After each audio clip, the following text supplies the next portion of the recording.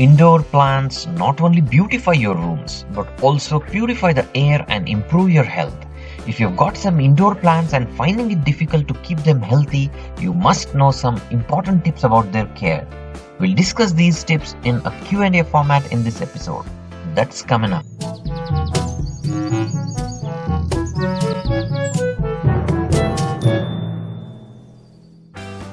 If you're interested in gardening, please subscribe to my channel with the notification bell icon clicked. Well, the first question, what are indoor plants? Indoor plants are simply the plants that can be grown indoors, or in other words, they can be grown in low light conditions. How do you purchase indoor plants? The best place to buy indoor plants is from your local nursery or any gardening store. Buy it online only if they deliver within 3 days of purchase. Otherwise, the plant may not survive. There are a few things you need to check before purchase, like the root system whenever possible. I know they generally do not allow this, but you can also check the leaves for its overall health. Generally, the thicker the leaves, the more resistant the plant is for pest attacks. Also, check thoroughly for pests by closely examining the plant, because this can infect your other house plants. You can watch my related video on 10 tips to remember when you purchase a plant from nursery or online. Do I need to repot it after I bring it home? Firstly, if it comes with its own container, leave it without disturbing for 3 to 4 days or at least a week for it to settle to its new environment. Then if the container is large enough for the size of the plant and the potting mix used looks good and well draining, you better leave it as it is for a few more days or at least a month. If it looks root bound and roots are coming out through the drainage hole, it's time to repot into a larger container of your choice. We'll discuss on the indoor plant potting mix later. How much light do indoor plants need? Well, this is perhaps the most important factor and depends on the plant you choose to grow. But one point to note that here, every plant requires light for photosynthesis. Whether it's natural sunlight or artificial grow lights, whether direct sunlight or indirect sunlight, like in a shady place, every plant needs light for photosynthesis.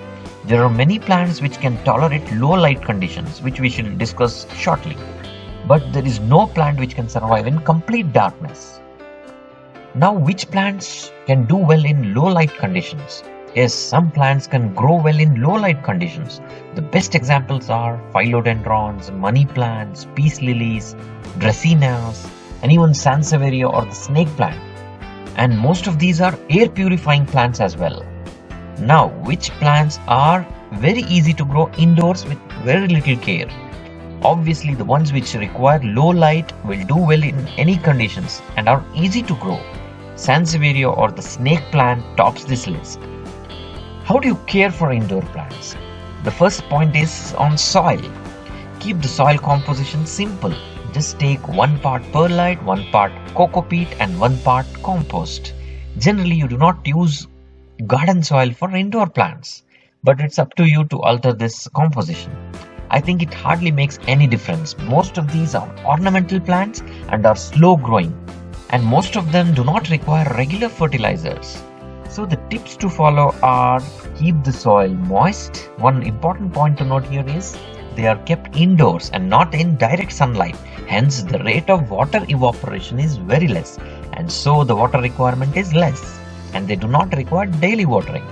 Best way is to dip your finger into the soil for about an inch and then check for the moisture, and water only if it's dry or if you're seeing the plant leaves wilting. The other important tips are: always check the drainage holes for patency, and also know your plant by name so that you can know the plant specific care tips and do's and don'ts for that particular plant. What are some of the common reasons my indoor plants die? First one is overwatering or underwatering, and also the light levels, either not enough light, which is the most common problem, and if it's too much light or kept under direct sunlight, which is also another common cause of death of indoor plants, especially out of ignorance. How do you prune indoor plants? Do you really need to do it? Well, if you have no reason to prune it, do not do it.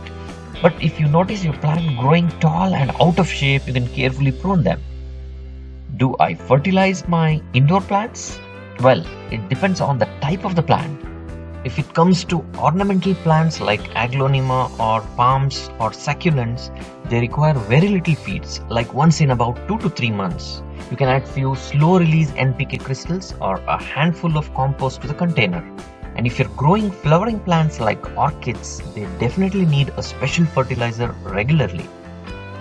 What about pest control in my indoor plants?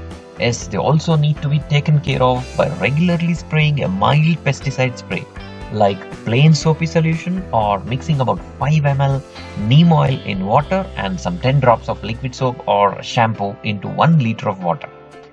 This can be applied once in 15 days as a maintenance spray or weekly once if your plants are already infested. My plant leaves are turning yellow or the edges are becoming dry and brown. Well, this can be due to underwatering or overwatering, and we have discussed this topic in details in my channel, other videos in my channel, like the topics on leaf yellowing and leaf browning topics. You can watch these from the end screen links or from the description below the video.